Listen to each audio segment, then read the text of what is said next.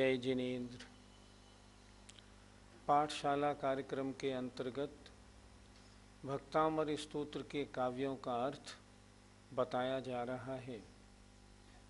34 काव्यों का अर्थ पिछले 17 एपिसोड्स में आपको बताया गया।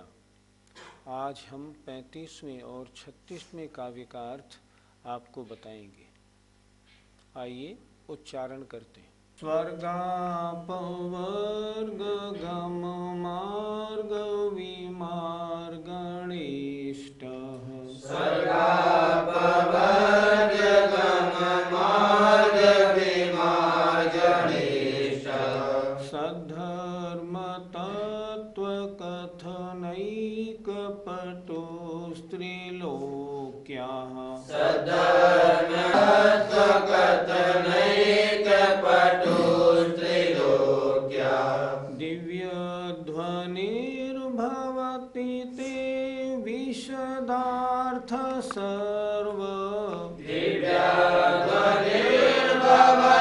ते विशदार्थ सर्व भाषा स्वभाव परिणाम गुणैः प्रयोज्य भाषा स्वभाव परिणाम गुणैः प्रयोज्य स्वर्गापवर्ग गम मार्ग विमार्गणेष्ट सद्धर्म तत्व कथनैक पटो स्त्रीलोक्याः दिव्यध्वनिर्भवति ते विशदार्थ सर्व भाषा स्वभाव परिणाम गुणैः प्रयोज्य। आज अब 35वें काव्य के अर्थ पर विचार करते हैं। इन दिनों भक्तामर स्तोत्र में अरिहंत प्रभु के जो अष्ट प्रात्याहार्य हैं उनकी महिमा आचार्य महाराज हमें बता रहे हैं।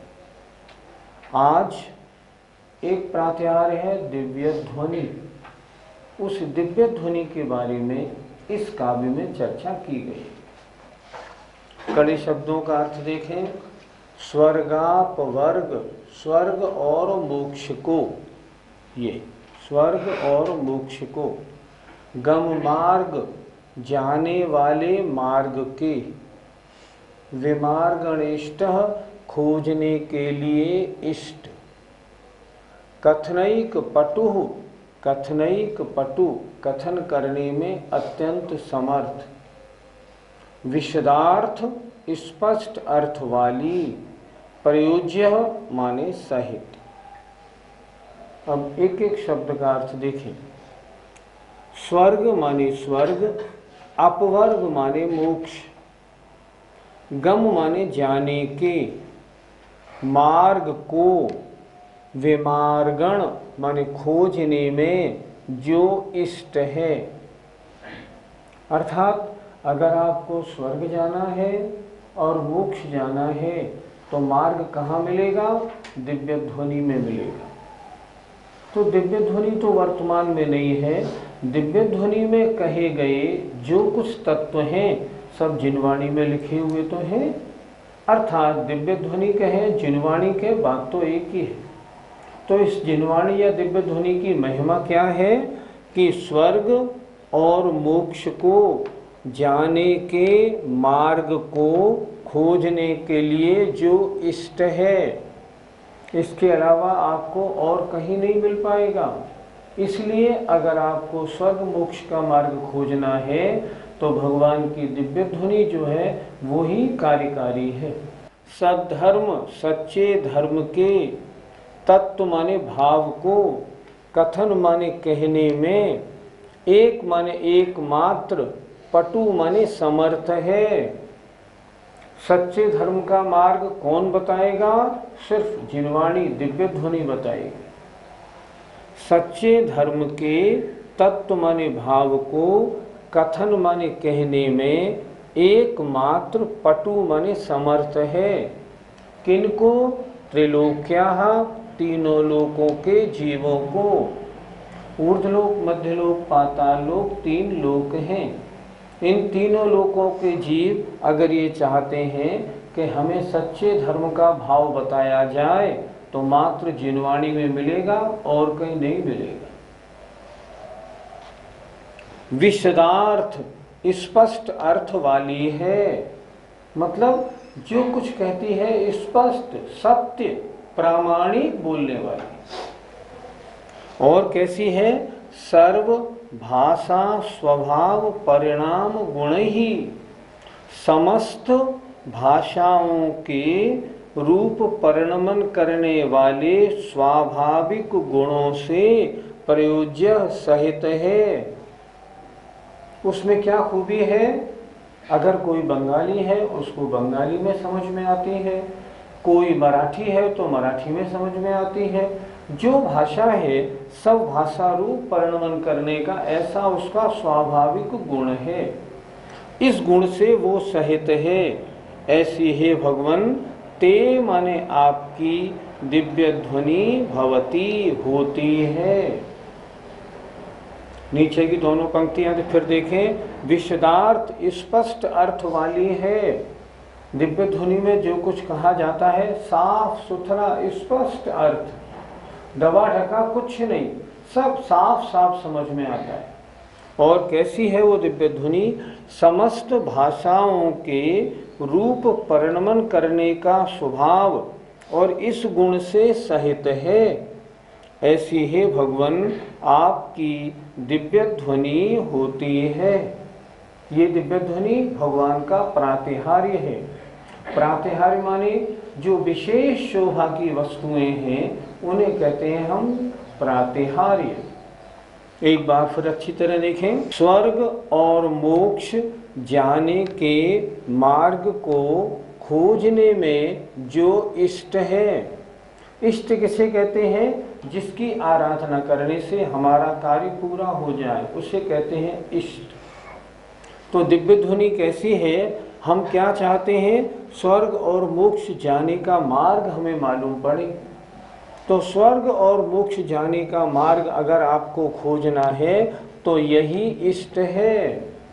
दिव्य ध्वनि की ही आराधना, इसी का पठन पाठन करना पड़ेगा और कहीं नहीं मिलेगा। और कैसी है दिव्य ध्वनि? सच्चे धर्म के भाव। सच्चे धर्म की वास्तविकता क्या है? सच्चा धर्म कैसा होता है? ऐसे सच्चे धर्म के भाव को कथन माने कहने में एकमात्र समर्थ है, क्योंकि जिन्होंने मोक्ष प्राप्त किया है वे दिव्य ध्वनि कर रहे हैं। अतः उनकी दिव्य ध्वनि वास्तव में रियल होगी, असली होगी, क्योंकि उन्होंने मोक्ष प्राप्त किया है। अन्य जितने भी देवी देवताएं हैं उन्होंने मोक्ष प्राप्ति नहीं किया। जब मोक्ष प्राप्त नहीं किया तो मोक्ष मार्ग बताएंगे कैसे? नहीं बता सकते। तो सच्चे धर्म के भाव को कहने में एकमात्र समर्थ है। किनको कहने में? त्रिलोक्या, तीनों लोकों के जीवों को। और कैसी है? विशदार्थ स्पष्ट अर्थ वाली है और समस्त भाषाओं रूप परिणमन करने के स्वभाव वाली गुण से युक्त है। उसकी खूबी है त्रिंच को त्रिंच की भाषा में, देवों को देवों की भाषा में जब वो आती है अपने अपने कान में तो वो स्वरूप परिणमन कर जाती है। तो ये स्वभाव से परिणमन करने के गुण वाली है वो। ऐसी ते माने भगवान आपकी दिव्य ध्वनि होती है। ऐसी आपकी दिव्य ध्वनि होती है और ऐसी दिव्य ध्वनि का होना आपका प्रातिहार्य है। पंडित जी, दिव्य ध्वनि का पहला विशेषण क्या कहा गया है? पहला विशेषण कहा गया जो स्वर्ग और मोक्ष जाने के मार्ग को बताने वाली है। दिव्य ध्वनि भगवान के द्वारा दिया गया उपदेश। ये उपदेश कैसा है? यदि हम इसका अनुसरण करते हैं तो सांसारिक सुख मिलता है, स्वर्ग मिलता है और मोक्ष भी प्राप्त होता है। मोक्ष प्राप्त कराने वाली और किसी देव देवी आदि की वाणी नहीं, वो तो सिर्फ दिव्य ध्वनि का ही प्रताप है। इसलिए पहला विशेषण दिया, स्वर्ग और मोक्ष जाने के मार्ग को जो विमार्ग माने खोजने के लिए इष्ट है, पहला विशेषण। पंडित जी, क्या सच्चे धर्म का भाव कहने में अन्य देवी देवताओं की वाणी समर्थ नहीं है? मोक्ष जाने का मार्ग कौन बता सकता है? जिसने स्वयं मोक्ष प्राप्त किया हो। आपने किसी से पूछा हम दिल्ली कैसे जाएं, और वो व्यक्ति अभी तक दिल्ली गया ही नहीं, तो आपको क्या सही मार्ग बताएगा? नहीं बताएगा। तो जिन्होंने स्वयं मोक्ष प्राप्त किया है, ऐसे भगवान ही उन्हीं ने, जिन्होंने मोक्ष मार्ग पर चलकर सिद्ध अवस्था प्राप्त कर ली है, उन्हीं की दिव्य ध्वनि हमें स्वर्ग और मोक्ष जाने का मार्ग बता सकती है, अन्य की कैसे बताएगी? पंडित जी, दिव्य ध्वनि अक्षर सहित होती है या अक्षर रहित? यदि हम दिव्य ध्वनि को अक्षर रहित माने, जैसे बहुत से लोग दिव्य ध्वनि को निरक्षरी मानते हैं, यदि हम दिव्य ध्वनि को निरक्षरी माने, अक्षर रहित माने, तो वो विषय को कैसे स्पष्ट करेगी? अगर किसी विषय को लिखा है ना विशदार्थ, स्पष्ट अर्थ वाली, तो स्पष्ट अर्थ वाली होगी तो अक्षर वाली ही तो होगी। इसलिए दिव्य ध्वनि कैसी होती है?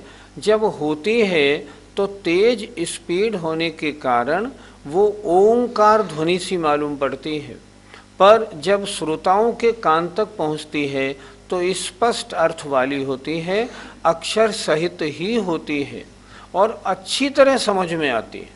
इसलिए कभी भी ऐसा नहीं मानना कि दिव्य ध्वनि निरक्षरी होती है, अन्यथा विषय का प्रतिपादन नहीं हो पाएगा। विषय का प्रतिपादन करने वाली है, इसलिए दिव्य ध्वनि साक्षर ही होती है। पंडित जी, दिव्य ध्वनि सभी जीवों के भाषा रूप परिणमन करने वाली होती है क्या? कुछ लोगों की इस बारे में मान्यता ऐसी है कि निरक्षरी निकलती है, लेकिन जो मागध जाति के देव होते हैं वो उनको सब भाषा रूप परिणमाते हैं। फिर ये मागध जाति के देव क्या करते हैं?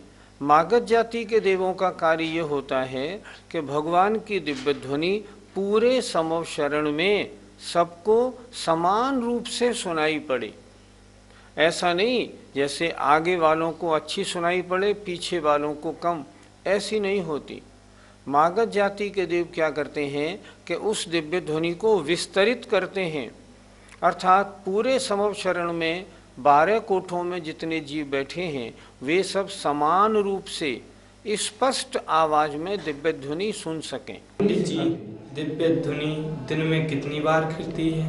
दिव्य ध्वनि में न कभी रात न दिन, हमेशा एक सा प्रकाश रहता है, क्योंकि भगवान विराजमान है, उनका इतना तेज है, करोड़ों सूर्य चंद्रमा जैसा, जो वहाँ कभी भी प्रकाश कम या ज़्यादा या रात्रि होने का प्रसंग नहीं।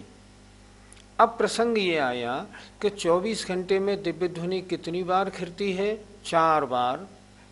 हमारे हिसाब से देखें, हम अपने हिसाब से अगर जोड़ें तो सुबह लगभग 6 बजे, दोपहर 12 बजे, शाम 6 बजे, रात्रि 12 बजे, लेकिन वहाँ दिन रात होते नहीं। तो इस तरह दिन में 4 बार दिव्य ध्वनि खिलती है। खिलने का मतलब होता है भगवान के मुख से होना। ऐसे होती कहाँ से है? ये होती मुख से है। कुछ लोग ऐसा मानते हैं सारे शरीर से दिव्य ध्वनि खिलती है, नहीं, ऐसा नहीं होता। कुछ लोग मानते हैं यहाँ से निकलती है, ऐसा भी नहीं होता। तो निकलती है यहाँ से, मुख से, क्योंकि इसी हिस्से में इतनी शक्ति है जो भाषा वर्गणाओं को शब्द रूप परिणमन करा सके, कि बिना होठ आदि हिलाए और दिव्य ध्वनि होती है। ऐसी दिव्य ध्वनि 24 घंटे में 4 बार होती है। पंडित जी, दिव्य ध्वनि एक बार में कितने समय तक खिलती है? दिव्य ध्वनि एक बार में 6 घड़ी खिलती है। 1 घड़ी 24 मिनट, अर्थात 24 घंटे में 60 घड़ी होती हैं।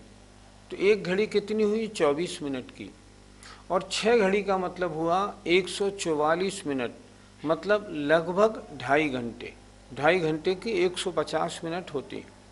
इसका मतलब क्या हुआ, 12 बजे से समझो लगभग कितना हुआ, 144 में 2.5 घंटा, तो 12 बजे से सवा घंटे पहले, 11:45 बजे से सवा बजे तक, शाम 6 बजे में सवा घंटे पहले, 4:45 बजे से और सवा 7 बजे तक, ऐसे दिव्य ध्वनि खिरती है और दिन में 4 बार खिरती है। पंडित जी, तो क्या 12 बजे और 6 बजे के बीच में दिव्य ध्वनि नहीं खिलती? नहीं, ऐसा नहीं। विशेष श्रोता अर्थात सौधर्म इंद्र प्रश्न करें, गणधर देव प्रश्न करें अथवा चक्रवर्ती प्रश्न करें तो प्रश्न के उत्तर देने रूप बीच के खाली समय में भी खिर जाती।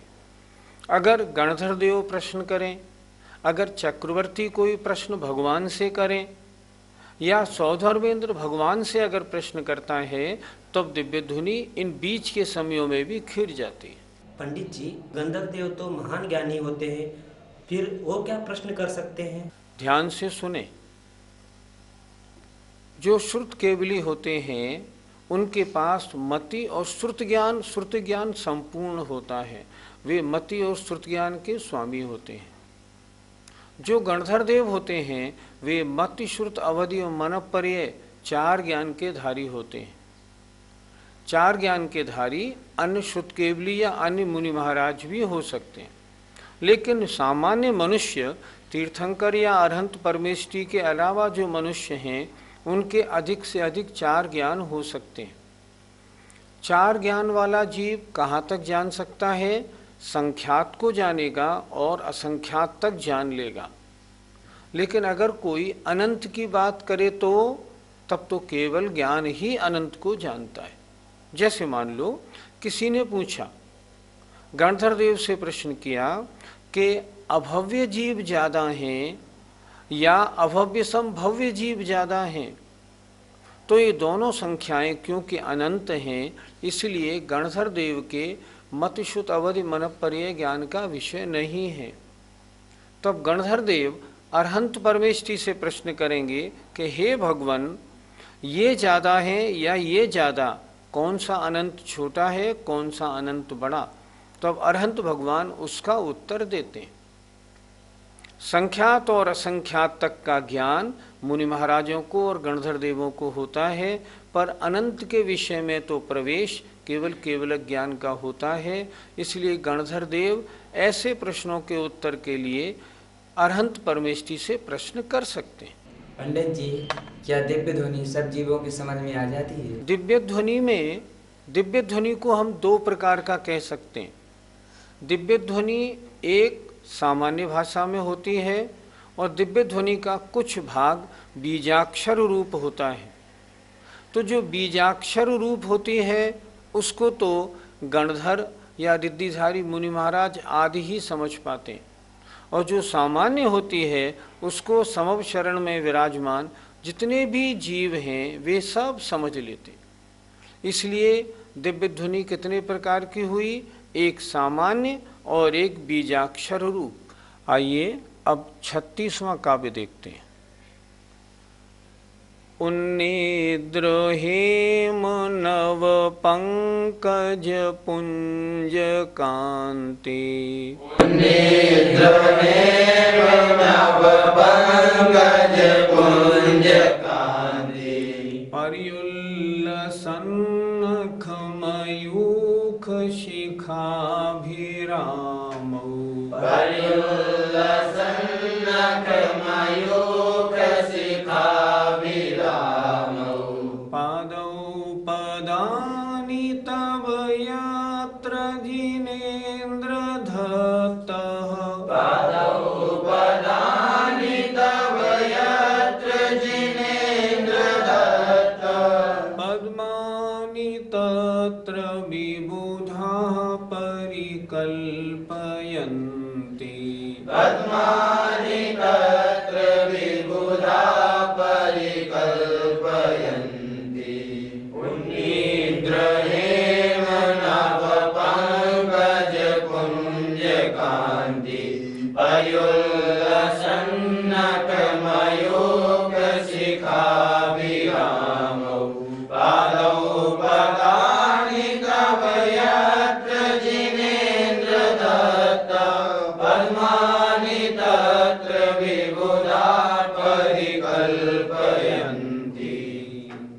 देखें, उन्निद्र माने खिले हुए, हेम माने सुवर्ण के, नव माने नवीन अर्थात ताजा, तुरंत बनाई गई नवीन, पंकज माने कमल, उनके समूह, पुंज माने समूह, उसकी कांति, उसका प्रकाश, उसकी आभा, उसकी शोभा।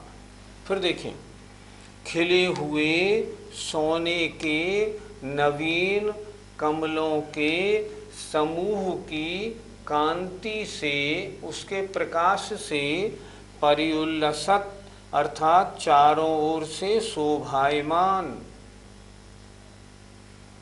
किनकी चर्चा हो रही है? आपके चरणों की। आपके चरणों के नीचे जब देवलोक स्वर्ण कमल बना देते हैं तो आपके चरण सब ओर से उन स्वर्ण कमलों की आभा से, उनके प्रकाश से सुंदर हैं, ये बता रहे हैं। और कैसे हैं वो? नख मयूख शिखाभिरामऊ, नखों की किरणों की शिखाओं से सुंदर हैं।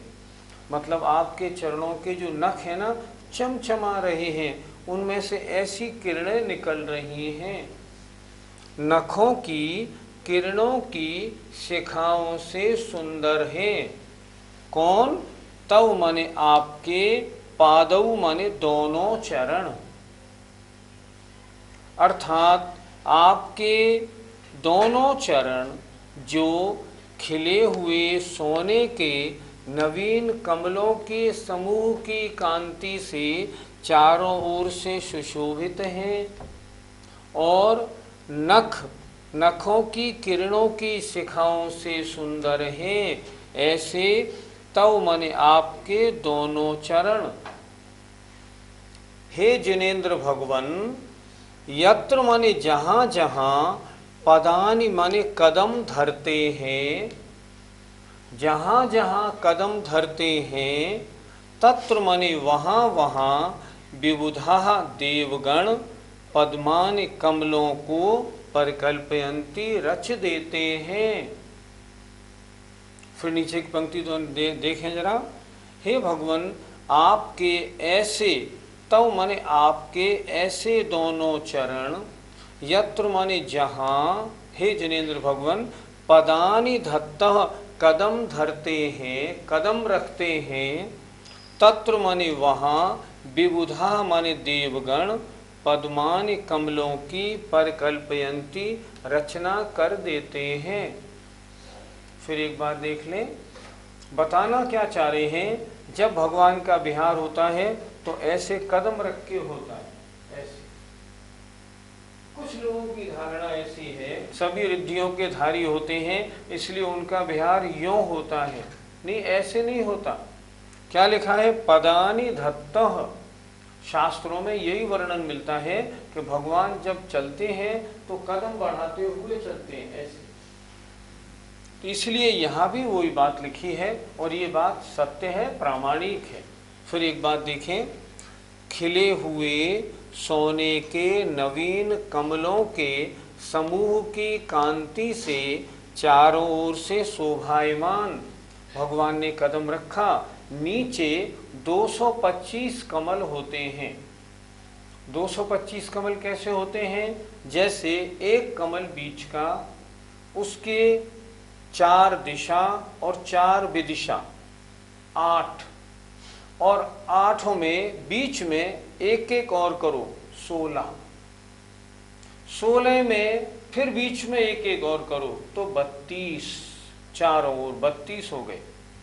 32 7 कमल उस बीच वाले कमल से जुड़े हुए होते हैं। 32 गुणित 7 224 और एक कमल बीच वाला। इस तरह कुल मिला के 225 कमलों की रचना देवलोक करते हैं। भगवान कहाँ रहते हैं? बीच में। जब भगवान कदम बढ़ाते हैं तब वे सारे कमल भी आगे बनते जाते हैं और चलते जाते हैं। ऐसे उनका विहार होता है। तो उन कमलों की रचना के बारे में इस काव्य में बताया है। फिर देखें एक बार, खिले हुए सोने के नवीन कमलों के समूह की कांति से पर्युल्लसित चारों ओर से शोभायमान और नखों की किरणों की शिखाओं से सुंदर, ऐसे तव माने आपके, पादु माने दोनों चरण, यत्र पदानि धत्तः जहाँ कदम रखते हैं हे जिनेन्द्र भगवान, तत्र माने वहाँ, विबुधा माने देवगण कमलों को रच देते हैं। आप कहाँ चलते हैं? कमलों के ऊपर। क्या कमल पर आपका पैर रखा जाता है? नहीं, भगवान कहीं किसी से छुपते नहीं, उन कमलों से भी 4 उंगल ऊपर भगवान का विहार होता है। जहाँ के जीवों की पुण्य का प्रताप होता है, कहा है ना, भविभागन बच जोगे वसाय, भव्य जीवों के भाग्य से और वचन योग के वश से तुम धुनि वह, आपकी दिव्य ध्वनि होती है, सुनकर विभ्रम नशाय, उसको सुन के मिथ्यात्व अज्ञान नष्ट हो जाता है। तो क्या दिव्य ध्वनि सुनने वाले सब सम्यक दृष्टि बन जाते हैं? नहीं, ऐसा नहीं, पर वो सबसे महान निमित्त है। भगवान का विहार कहाँ होता है? इंद्र अपने अवधि ज्ञान से जान लेता है और जिधर भगवान का विहार होना होता है उधर मार्ग बनाता है। और जब भगवान खड़े होके चलते हैं कदम रखते हुए तो कमलों की रचना करता है। इस प्रकार बिहार में सुवर्ण कमलों की रचना से संबंधित ये काव्य हुआ। आइए शेष अगले काव्य में फिर देखेंगे। जय जिनेन्द्र।